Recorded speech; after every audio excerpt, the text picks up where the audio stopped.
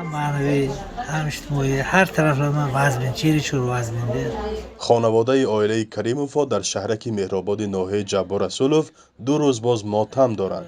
در پی زهرآلودشوی از غذای کنسرو شده مادر خانواده عمرنیسا کریمووی 58 ساله و دختر او محرم کریمووی 30 ساله در بیمارخانه فوت دیدند.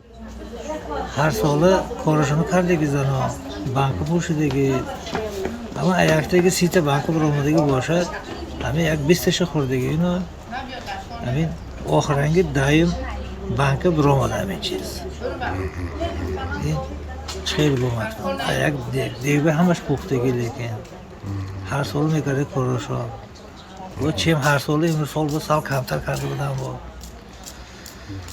چیگم با داخل همون بانک از کدام نموده غذاهای عبارت بودگی؟ داخل این بانک باقلاجان بود بلگر من دارم اکراده 8 عضو عائله روز 11 نوامبر از این غذا تناول کرده و بعد همگی 2 روز آن با حالت وزین به بیمارخانه سرایتی ناحیه جبار رسولوف بستری شدند. 2 نفر آنها بعد 10 روز در شعبه احیا می‌فوتند و حالا 4 نفر دیگرشان در بستری بیماری هستند. به طبیبان تا حال میسر شده است که بعد طبابت کامل 2 نفر را مرخص کنند. بیماران اولین نشانه‌های بیماری را چنین میگویند: روزی جمعه عبیل خودگی بودیم شب ساعت بعد 12 من آفتگی بودم یک بار دیلم بخوزه شد و بیرون برآمدم وایساده آتش آوردی رفته یک قید کردم همین زد